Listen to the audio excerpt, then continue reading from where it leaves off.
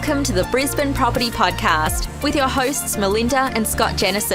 Hello everyone and welcome back to another episode of the Brisbane Property Podcast. My name is Scott Jennison, the Acquisitions Manager here at Streamline Property Buyers in Brisbane. Yes, welcome once again to the Brisbane Property Podcast. You're listening to Melinda Jennison, and I am the Managing Director here at Streamline Property Buyers. Now, as always, we've got a packed episode today, and we are unpacking the listing volumes at a suburb level to help buyers who are out there in the market in Brisbane right now understand where is it hardest to buy, where are listing volumes the lowest. And we're going to try and get an understanding of why that might be the case. So we're just going to talk through some of the data that we've obtained from realestate.com.au listings. We've looked at every suburb across the Greater Brisbane region, and we're going to help you understand the top 10 most difficult suburbs to buy in and the bottom 10 most difficult. So in other words, the easiest suburbs to buy in based on the volume of stock that's available for sale right now. And we've been talking a lot about when we do our updates, obviously, of the amount of people that are out and about, the listing numbers and things like this, so this will give you a little bit more of an idea what we look at. Obviously being a lot of data here, I guess I can't go without a quick weather update for people, but it's funny up here, the weather at the moment. I think a lot of people have talked about we're going into drought, and I think this summer it's been either hot or wet or hot and wet because it's just the humidity and the rain is it's never ending at the moment, it feels like. So that's my weather update for you quickly on the Brisbane Property Podcast. And let's jump into some listing numbers. So it's interesting when we look at this information, and as I mentioned earlier, we do look at listing numbers, compared to the amount of people buying, that supply and demand side of things, and knowing Brisbane very, very well. And this information that we've put together here is quite interesting to talk to. That's right. And I will shout out to Pauline, who works with us, who has collated all of this information for us. We've got spreadsheets and spreadsheets and spreadsheets of data that Pauline puts together for our team to leverage from. We obviously educate ourselves based on what that data is saying. And we do like to share some snips of this information with the wider audience that we have through this podcast. So the information that we're going to be sharing with you today is based on data that's been collected from realestate.com.au. Now, for every suburb in Brisbane, we can extract the number of properties that are available for sale for the last month, and we can also extract the number of properties that are available for sale over the last 12 months. So we have extracted all of that information for every suburb across all of Greater Brisbane. And today we're going to just share with you a snapshot of some of that data. Now, for our team, we've actually extracted the information for all house values across every suburb in Brisbane and also unit values. But for today's episode, we're just going to talk through the house data because we won't have sufficient time to cover the unit information as well. So as we're running through this information and as we unpack those areas where it's hardest to buy in Brisbane right now based on the number of properties that are available for sale, we are basing this on the fact that right now, over the last month throughout January, the number of properties that were available for sale in that 4-week period as a portion of the total number of houses that sold in that suburb or that were listed in that suburb over the period of 12 months. And that gives us a ratio of the volume of listings right now compared to the average listings over a 12-month period. Obviously, this will fluctuate month to month, but we're wanting to bring you the most accurate and up-to-date data, and that's why we are sharing this with you right now. So if we jump straight into it, and we'll look at the tightest area, and this is Greater Brisbane. Okay, so we're covering Greater Brisbane all over here, and the tightest property with the least amount of properties to be available, with 4 properties available in the last month, is Rocklea. Yes, so Rocklea is an interesting suburb because it's a very small suburb in terms of the number of houses that actually are available. And Rocklea is also an area that has a lot of very significant flood impact. So when we look at the last 12 months, the number of listings that have become available over that 12-month period has been 65, but in January, just 4 houses available for sale. So if you consider that the number of buyers, which will change month to month, but if the number of buyers in a market at a particular point in time are fighting over 4 properties versus 10, what you generally find is that you'll get upward pressure on prices. So this is where getting out and about, understanding how many people are turning up to properties, understanding how long you're having to line up to before you can get into a property, and understanding that buyer depth or that buyer demand actually makes a big difference in overlaying the demand side of the equation with this supply.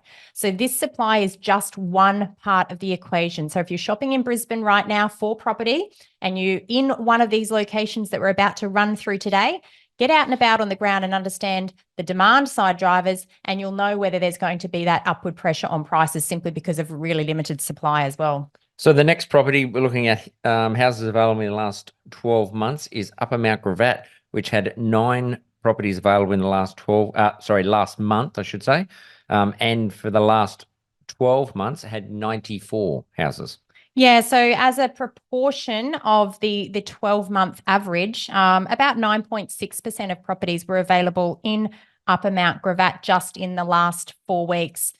So really tight supply in this area compared to a lot of other suburbs across Brisbane. So Rockley is the tightest supply area, and that's followed by Upper Mount Gravatt. So interestingly, Upper Mount Gravatt will also have some units and townhouses. So again, we're not sharing that information with you. This is specifically housing data that we're going to be running through today. So if you are a buyer shopping in Upper Mount Gravatt, you may have found it a little bit more difficult in the last 4 weeks to find suitable properties available for sale compared to other months over the last 12 months. And if you're shopping in Urongapilly, you'll probably find it very tight because there was only 1 available in the last month and 10 in the last 12 months. Yeah, pretty tight suburb across the board, really. And again, another small suburb here.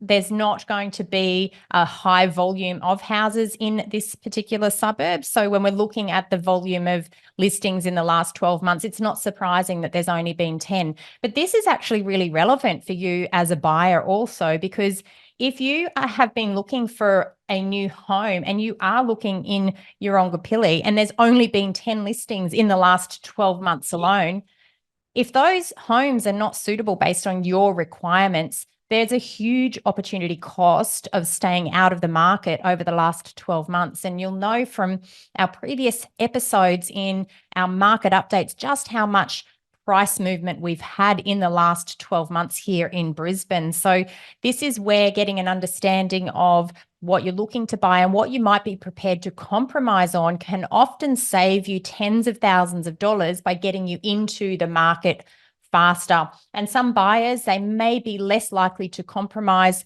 on the house itself, and therefore a compromise on location might be necessary. And with only 10 properties in the last 12 months actually becoming available in Urongapilly or those that were listed on realestate.com.au, that's really tight supply.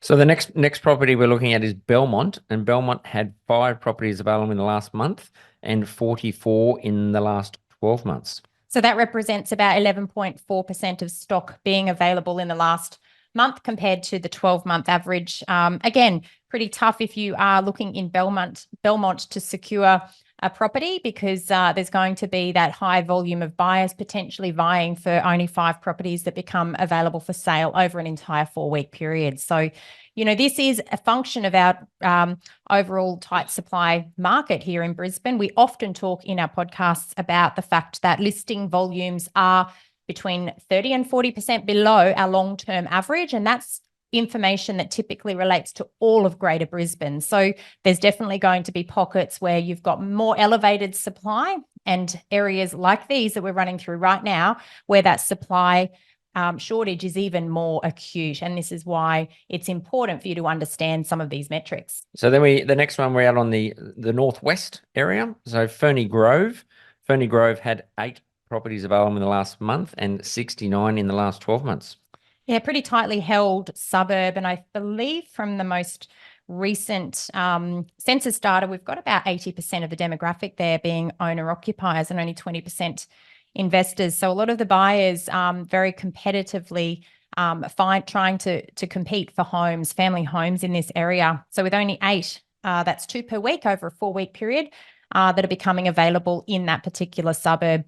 And knowing, because it's an area that we've had a buyer in just in the last 4 weeks, it has been tough and it's been a very competitive market in that particular suburb. So listings in the last 4 weeks represent about 11.6% of the listings that have been available over the last 12 months. So again, one of the tightest supply areas in all of Greater Brisbane. And very, very similar to that is Cinnamon Park. And Cinnamon Park had 8 as well in the last month, and then 68 over the last 12 months. So very similar to Ferny Grove in numbers. And Cinnamon Park is an area off the Centenary Highway, or that Western Freeway, out in the western suburbs of Brisbane. So again, not a lot of stock available. If you've been shopping in Cinnamon Park and you're turning up at open homes to see the volume of buyers, you can weigh that up to determine whether there's actually going to be that upward pressure on prices based on very tight listing volumes, because it doesn't happen uniformly across all of the city. We're giving you the data based on the number of properties available for sale. My best advice is get out on the ground to get an understanding of the current buyer depth to determine what direction prices are likely to move. And in a similar area, the next one, Chapel Hill. Chapel Hill is in the western suburbs as well. Chapel Hill last month had 19 properties available, and in the last 12 months, 145. Yeah, a lot more transactions coming through over the 12-month period in Chapel Hill, larger suburb as well. So 145 listings on realestate.com over the last 12-month period, but 19 of those representing only 13.1%. 19 of those coming through throughout the 4 weeks of January. So again, larger suburbs, potentially the buyer numbers are more spread out, because there's going to be obviously more properties available for sale in an area that has more homes. But it's important to get an understanding of that local demand to determine whether you're going to see that upward pressure on prices. And the next one, which is just before you get out towards the Ferny Grove area, we've got Capera. Capera, 12 properties available in the last month and 87 in the last 12 months. Yeah, so again, these are the top 10 throughout all of Greater Brisbane, and Capera is included in that top 10. 12 properties available for sale, so on average 3 per week over the 4-week period. Seems a lot better than some of those suburbs where there may be only 1 or 2 properties available. But when we look at that as a comparison to the 12-month listing volume, only 13.8% available in the last month. And I think when we do a comparison at the other end of this podcast for those areas where we've got a lot of listings coming through as a portion of the whole 12-month volume, it's going to give you a different snapshot view of where there's going to be more choice for buyers and where potentially we're going to see less upward pressure on prices. So if we round out with the last 2, we've got Logan Central and North Ipswich. So Logan Central, 8 available in the last month, 12 months, 83 available, and North Ipswich, 13 in the last 12 months, last month, and 109 in the last 12 months. That's right. So these are the only 2 suburbs in the top 10 that are outside of the Brisbane City Council region. So obviously Logan Central is in the Logan Council region and North Ipswich is in the Ipswich Council region. And each of these locations are also showing very tight supply in the last 4 weeks compared to the overall 12-month average. So we do expect, when we've got that buyer volume in these locations, we do expect that buyer volume to potentially put upward pressure on prices. Now, of course, there's other factors that come into play. Buyers must be able to afford to pay more.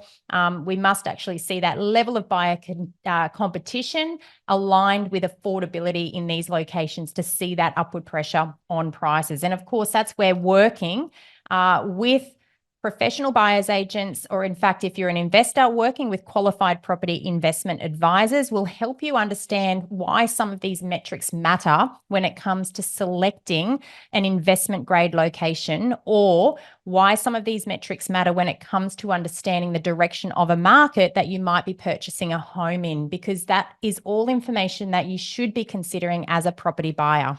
So the next lot of properties we've got here, Suburbs. Suburbs, so I should say, a few more listings, I guess, is the easiest way to put this one, where we've got more listings compared to what we've got at the bottom end of the tight listing numbers. Yeah, so these suburbs, and we're going to run through the top 10 suburbs where there's much more choice right now compared to the 12-month average. And so again, we've run the numbers for every suburb in Greater Brisbane to determine which areas have a higher portion of listings over the last 4 weeks compared to the 12-month average. And these are areas where you need to try and unpack the reasons why this might be happening. For example, if you're in locations where you've got more listings on realestate.com in a given month, is it because it's taking longer for those listings to sell? Is it because the buyer volume is not in those locations in order to purchase those properties? There's so many different reasons that this could be happening. And then it comes down to understanding the market at a local level to determine the reasons behind the numbers.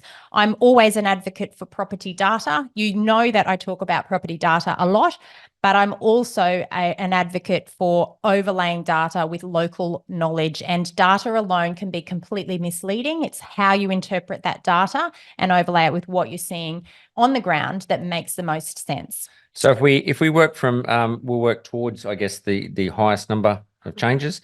So Highgate Hill, it has had 14 properties available in the last month and 29 in the last 12 months. Highgate Hill, just on the south side of the river, just above South Bank there, West End area. Some areas of Highgate Hill have some fantastic views back towards the city. That's right. So actually an area with a very high median value for houses. And remember, we're still talking houses. There will be some other property types within a lot of these locations, but all of this data relates specifically to house volume or house listing volumes. So yeah, 14 available for sale in the last month compared to 29 over the last 12 months. That's 48% of stock just coming through in the last month. Now, this does not take into account whether that stock has been on the market for some time or whether it is a new listing, but this is the total volume of properties that were available over that period of time. So it's important for consumers or for buyers to understand why this could be occurring. So the next one, just on the north side, out near the racecourse, Racecourse Road, up through Ascot. Ascot had 24 properties available in the last month, and in the last 12 months had 49 available. Just under 50% of stock on the market in the last month. Ascot, again, will be a suburb with a very high median value compared to a lot of other suburbs around Greater Brisbane. So a lot of stock available on the market in the last month compared to the 12-month average. Similar to Highgate Hill, we need to try and interpret why this is happening, because these locations, a lot of the locations that we're running through now are locations where the median value is a lot higher. So we could interpret that in a number of ways, which we're going to attempt to do as we move on. Okay, and the next one, you could pretty much throw a rock if you're at Ascot, and you'd land in Hamilton. So right next door to Ascot is Hamilton. There are a lot of units in Hamilton down in the foreshore along the river as well. So quite a lot of units in some sections of Hamilton.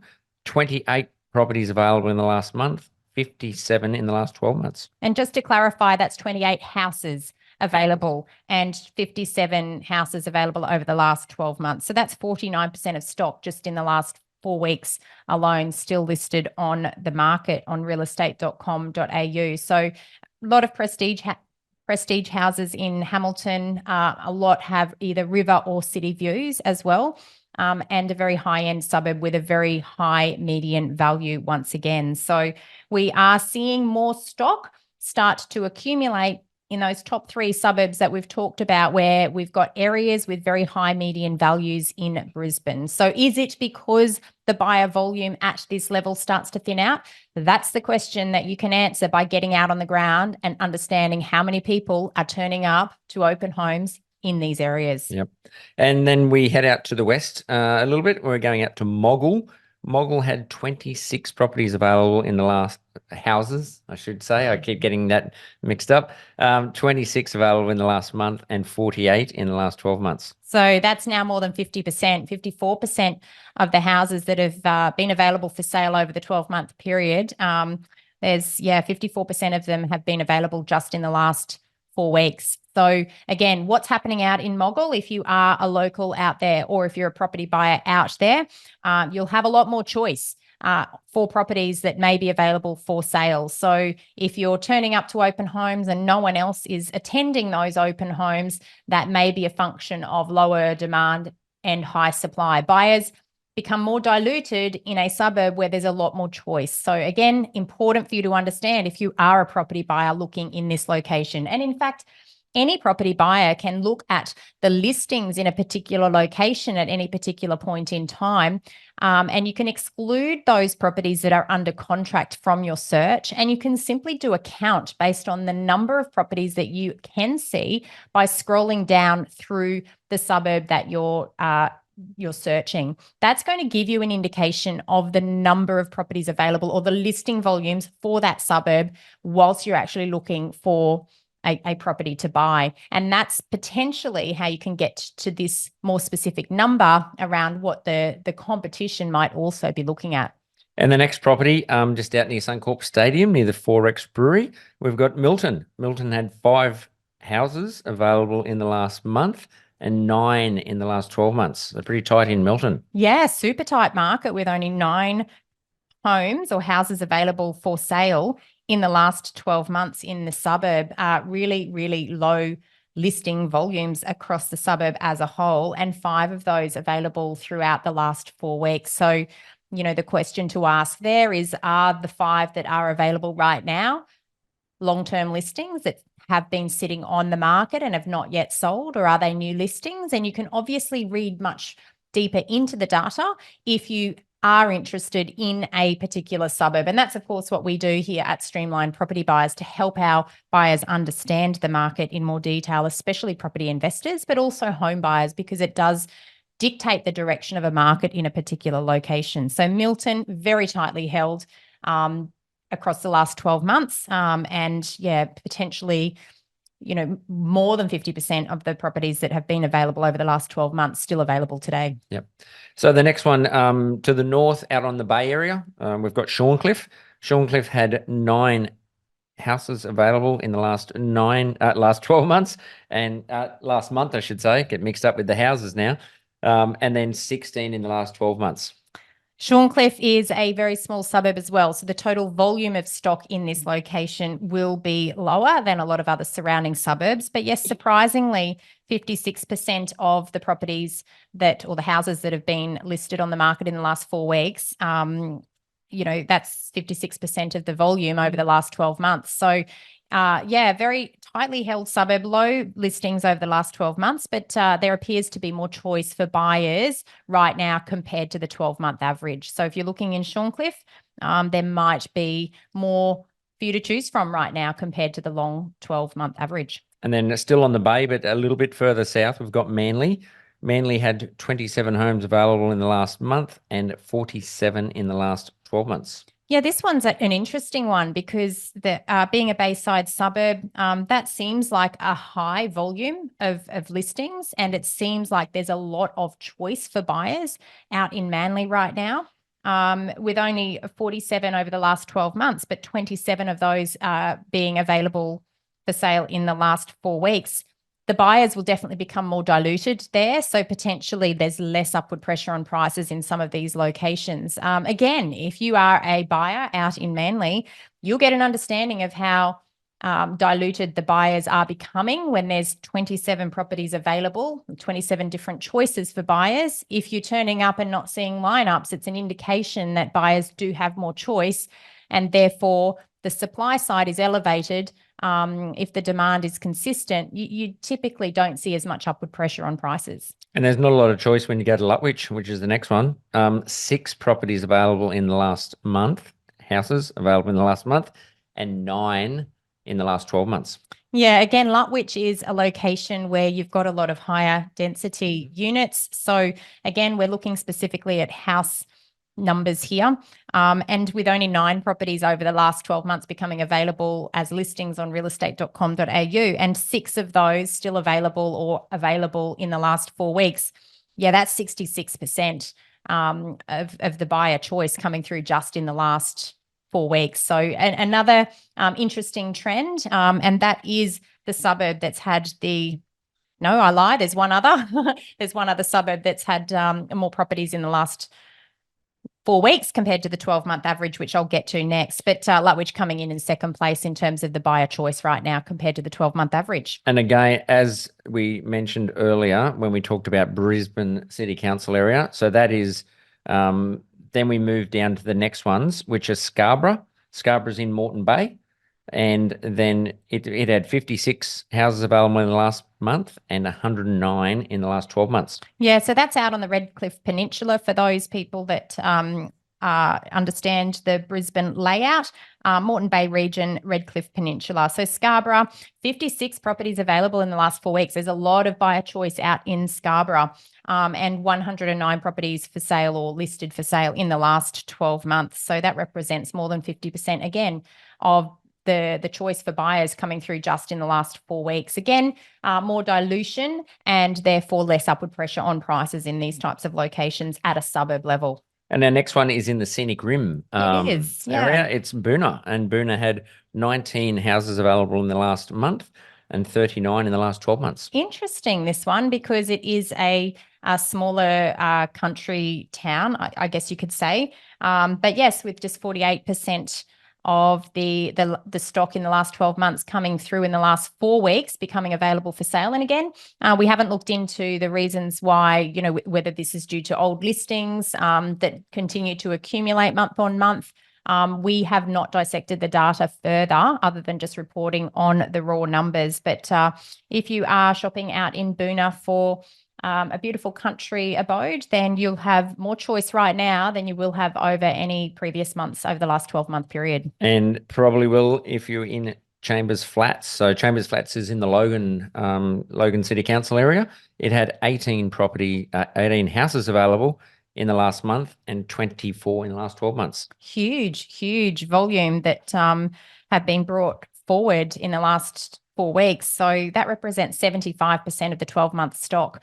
So again, huge volume of choice for buyers compared to the last 12 months in this particular suburb. And it is going to be a reflection potentially of the direction of the market, especially if you're out and about on the ground and you can see the volume of buyers. Remember, property prices are always driven by the balance between supply and demand.